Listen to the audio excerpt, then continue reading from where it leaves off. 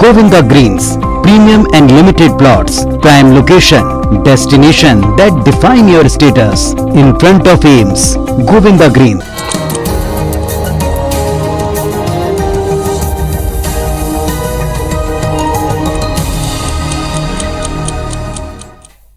नमस्कार, सुप्रभात। आप देख रहे हैं आईबीसी 24। मैं हूं आप सभी के साथ रचना नितेश और साथ की बड़ी बात में आप सभी का बहुत बहुत स्वागत है। रुक करेंगे बड़ी खबरों का। छत्तीसगढ़ प्रदेश कांग्रेस कमेटी ने बिरगांव और रिसाली नगर निगम के लिए कांग्रेस प्रत्याशियों की सूची जारी कर दी है। वहीं नगर पंचायत प्रेमनगर के लिए भी प्रत्याशियों की सूची जारी की गई है। अब चरौदा नगर निगम की सूची बाकी है और इसी तरह बैकुंठपुर, शिवपुर, चच्चा और सारंगढ़ नगर पालिका की सूची भी बाकी है। तो वहीं भिलाई के 70 वार्डों के प्रत्याशियों की सूची भी देर रात जारी कर दी गई। इससे पहले आज शाम राजीव भवन में कांग्रेस चुनाव समिति की बैठक हुई। वहीं बैठक में मुख्यमंत्री भूपेश बघेल, प्रदेश कांग्रेस अध्यक्ष मोहन मरकाम समेत कई मंत्री और समिति के सदस्य भी शामिल हुए। बैठक के बाद मीडिया से चर्चा करते हुए प्रदेश कांग्रेस अध्यक्ष मोहन मरकाम ने बताया कि सभी निकायों के प्रत्याशियों को लेकर विस्तृत चर्चा का नाम फाइनल कर लिए गए हैं। कुछ समस्याएं थी, उस पर चर्चा का समाधान भी निकाला गया है। वहीं मरकाम ने यह भी कहा कि गुरुवार तक सभी नामों की सूची जारी कर दी जाएगी। उन्होंने बताया कि प्रत्याशियों के चयन के लिए दो बार लोगों ने सर्वे करवाया है। वहीं कोरिया जिले को लेकर उन्होंने कहा कि सरकार कोरिया वासियों की मांग पर सहानुभूति विचार कर जनता के अनुरूप निर्णय लेगी। इधर भारतीय जनता पार्टी ने मैराथन मीटिंग के बाद रिसाली और भिलाई चरौदा नगर निगम के प्रत्याशियों की सूची जारी कर दी। रिसाली नगर निगम के 40 वार्ड में से 36 वार्ड के ही प्रत्याशी घोषित हुए हैं। वहीं 4 वार्ड के प्रत्याशियों के नाम पर वरिष्ठ नेताओं की सहमति नहीं बन पाई है। गुरुवार को एक बार फिर से बैठक की जाएगी और इन वार्डों के प्रत्याशियों के नाम पर चर्चा होगी।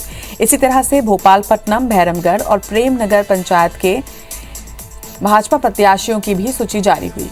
आपको बता दें कि भिलाई, रिसाली भिलाई, चरौदा नगर निगम और जामुल नगर पालिका परिषद के प्रत्याशियों के चयन के लिए कल दुर्ग संभाग भाजपा चयन समिति की बैठक देर रात तक चली। वहीं इस बैठक में कोई भी निर्णय नहीं लेने पर आज रायपुर के कुशाभाऊ ठाकरे परिसर में एक बार फिर से भाजपा दुर्ग संभाग चयन समिति के सदस्यों की बैठक होगी। लगभग 4 घंटे की जद्दोजहद के बाद रिसाली और चरौदा भिलाई नगर निगम के प्रत्याशियों की घोषणा हुई। वहीं बेमेतरा में नगर पंचायत के 8 भाजपा के पार्षद प्रत्याशियों के नामों की भी घोषणा की गई। रुक करेंगे कुछ और बड़ी खबरों का। दिल्ली दौरे पर सीएम भूपेश बघेल रहेंगे। वहीं कई कार्यक्रमों में वो सम्मिलित होंगे। बता दें कि कानपुर दौरे पर भी सीएम भूपेश बघेल रवाना होंगे। कानपुर में भी कई कार्यक्रमों में उन्हें सम्मिलित होना है। तो लगातार दौरा सीएम भूपेश बघेल का जारी है। आज दिल्ली दौरे में वो निकलेंगे, इसके बाद कानपुर वहां से पहुंचेंगे। तो दिल्ली और कानपुर के दौरे में आज सीएम भूपेश बघेल जाने वाले हैं। इसके साथ ही दोनों ही जगहों में कई कार्यक्रमों में वो सम्मिलित होंगे।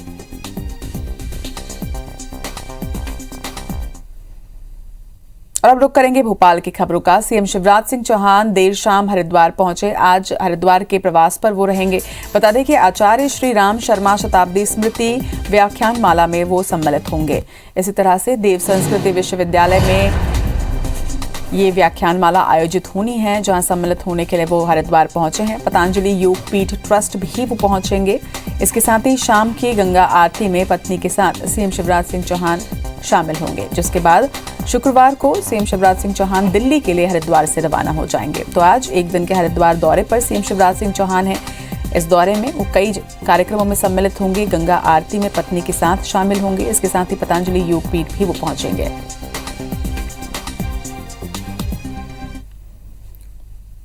और अब बात धान खरीदी की। छत्तीसगढ़ में 1 दिसंबर से समर्थन मूल्य पर धान की खरीदी शुरू हो गई। पहले दिन धान बेचने को लेकर किसानों में जबरदस्त उत्साह देखा गया। किसानों को धान बेचने में कोई दिक्कत ना हो, इसलिए खाद्य मंत्री और मुख्य सचिव से लेकर कलेक्टर तक व्यवस्था देखने मंडियों में पहुंचे। बारदानों की कमी को देखते हुए व्यापारियों ने इसके दाम बढ़ाए, तो सरकार ने भी अब किसानों को बारदाना के 18 रुपए के बजाय 25 रुपए देने का ऐलान किया।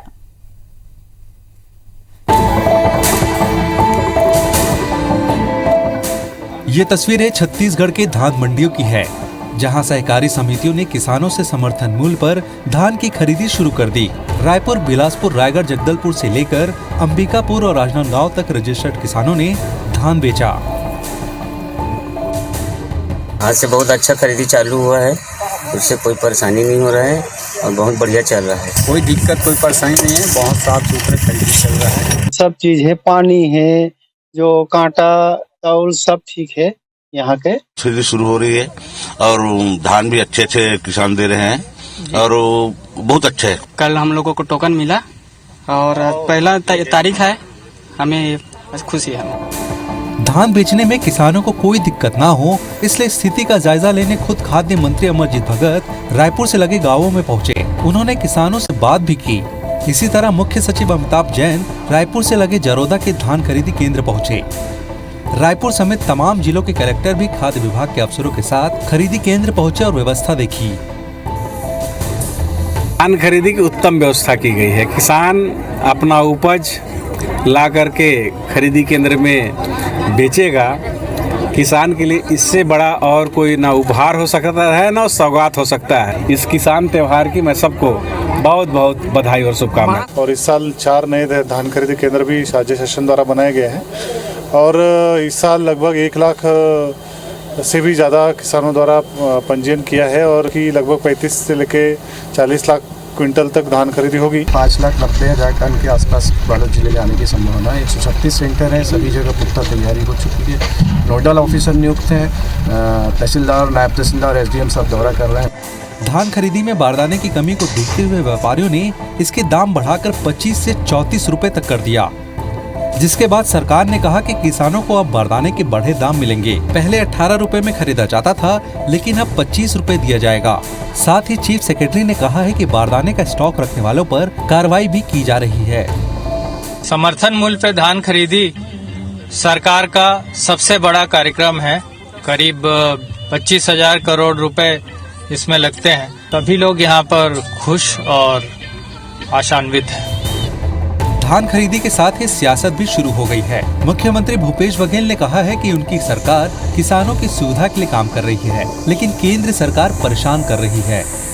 पंजीयन भी अधिक हुआ है और लगातार हमारी सरकार बनने के बाद पंजीयन में भी वृद्धि हुई है और रकबे में भी वृद्धि हुई है और इसका लाभ निश्चित रूप से किसानों को मिल रहा है। हमने 5 लाख गठान की मांग की है तो उतना गठान हमको मिलना चाहिए, जबकि वो नहीं दे रहे हैं।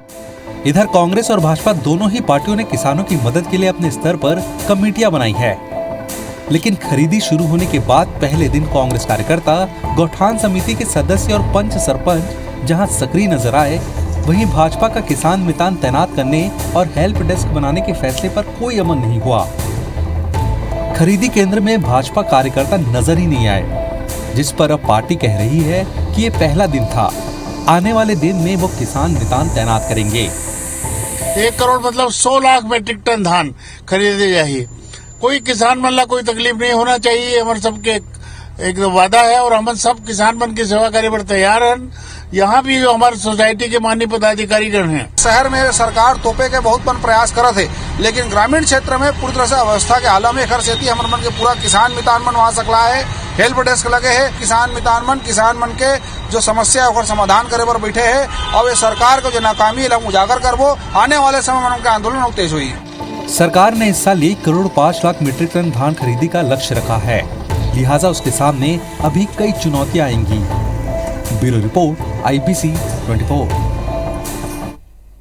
खबरों में बढ़ेंगे आगे। एरियर्स की अगली किश्त के रूप में छत्तीसगढ़ सरकार ने प्रदेश के 4.5 लाख कर्मचारियों को बड़ी सौगात दी है। सरकार ने आदेश जारी करते हुए प्रदेश के अधिकारी कर्मचारियों के 7वें वेतनमान का एरियर्स की अगली किश्त जारी कर दी।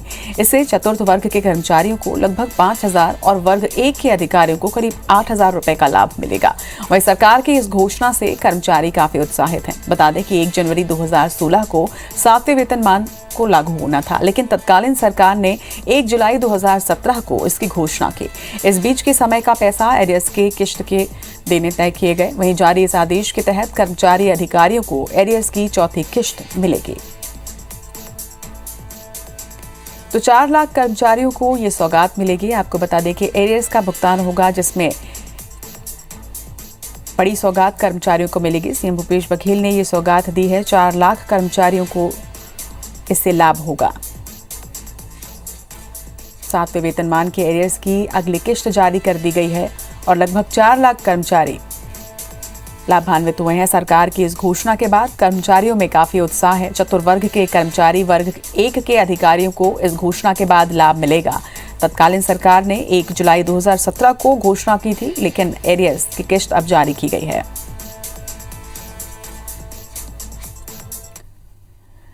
तो छत्तीसगढ़ और मध्य प्रदेश दोनों ही प्रदेशों में क्या कुछ वो खास खबरें रहने वाली हैं जिस पर IBC 24 की नजर रहेगी आज। इस बारे में ज्यादा जानकारी के साथ हमारे दो सहयोगी हमारे साथ जुड़ रहे हैं। मध्य प्रदेश से हमारे साथ हैं नीलम गुरवे और छत्तीसगढ़ से हमारे साथ स्टार हैं। स्टार का रुख पहले करेंगे। स्टार, क्या कुछ छत्तीसगढ़ की आज बड़ी खबरें हैं जिन पर IBC 24 की नजर रहने वाली है?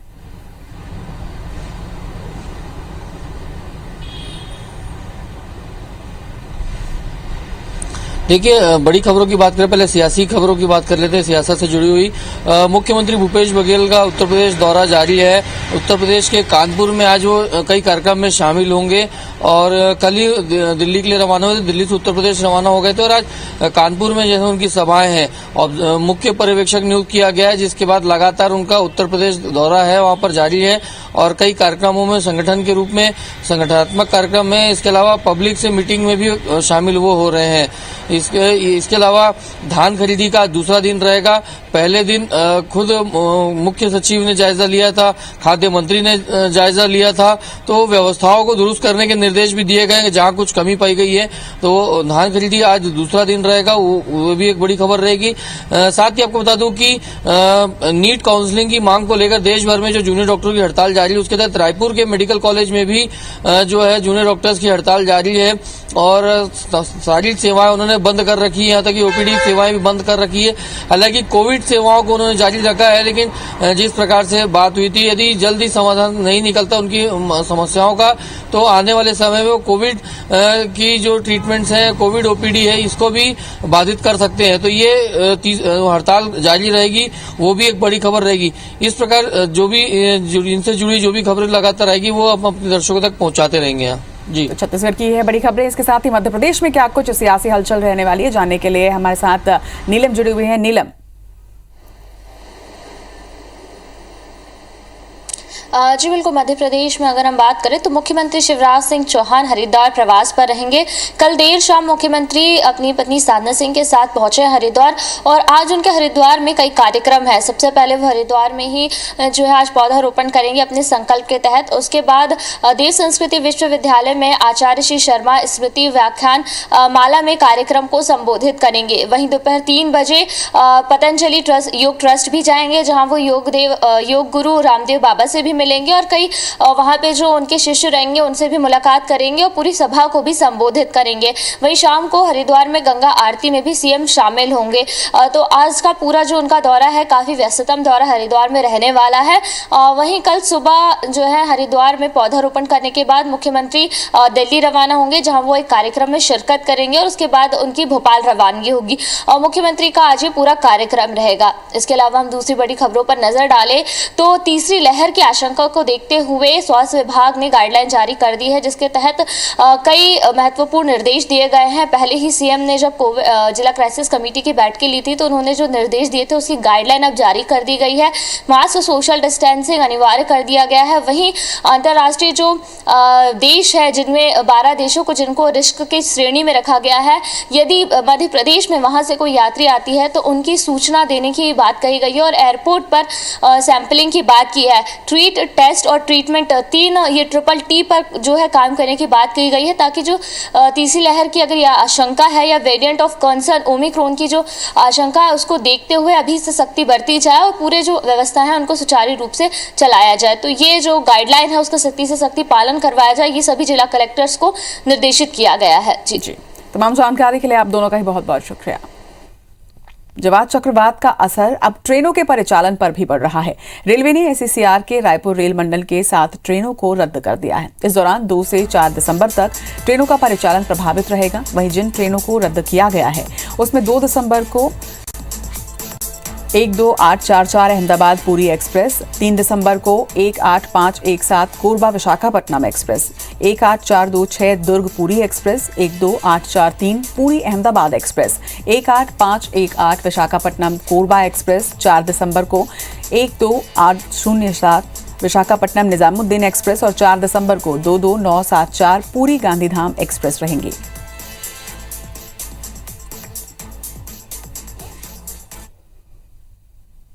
भोपाल में एक परिवार की सामूहिक खुदकुशी के मामले के बाद सरकार सूदखोरी के खिलाफ सख्त हो गई है। सीएम शिवराज सिंह चौहान के निर्देश पर पुलिस ने सूदखोरी के खिलाफ मोर्चा खोल दिया है।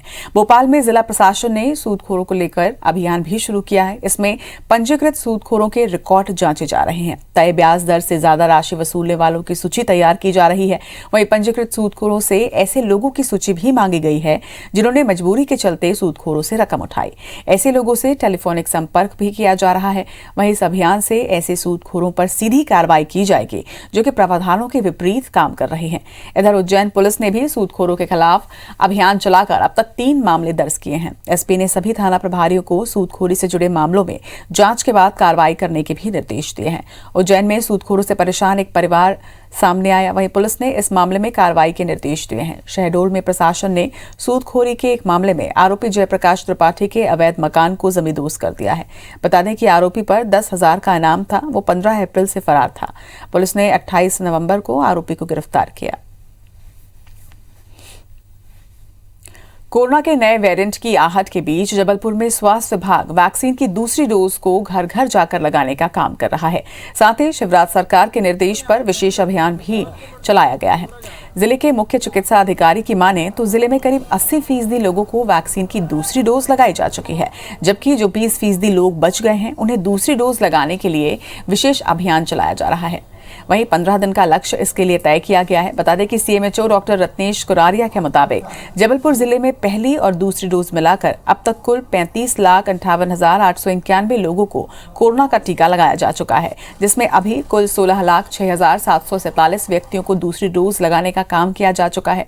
कुरारिया का कहना है कि जो 20% लोग रह गए हैं उन्हें जल्द से जल्द वैक्सीन की दूसरी डोज लगाना है ताकि कोरोना के संभावित तीसरी लहर को आने से रोका जा सके।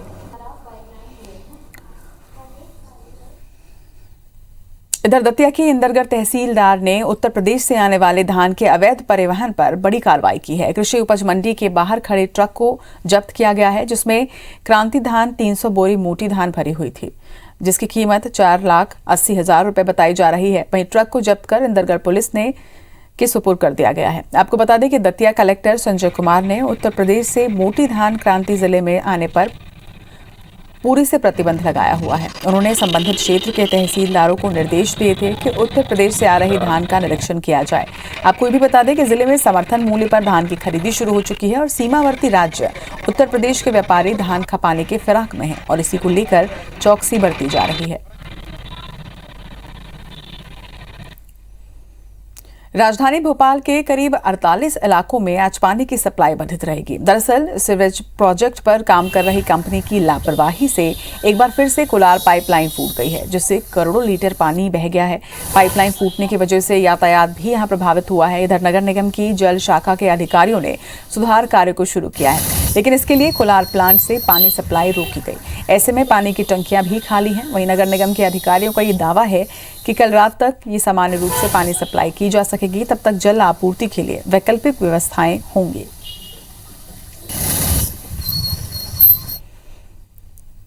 अलीराजपुर में बारिश के बीच निकली एक बारात लोगों के आकर्षण का केंद्र बन गई। दरअसल बीती रात से जारी बारिश के बीच जब एक दूल्हा घोड़ी पर सवार होकर बारातियों के साथ नाचते गाते हुए अपनी बारात लेकर निकला तो लोग हैरान रह गए। जिस भी रास्ते से ये बारात गुजरी, लोगों ने इस नज़ारे को अपने मोबाइल में कैद करने के लिए वीडियो बनाना शुरू किया। रंग बिरंगी छतरियां लेकर पूरी मस्ती के साथ नाचते इन बारातियों का वीडियो सोशल मीडिया पर भी जमकर वायरल हो रहा है।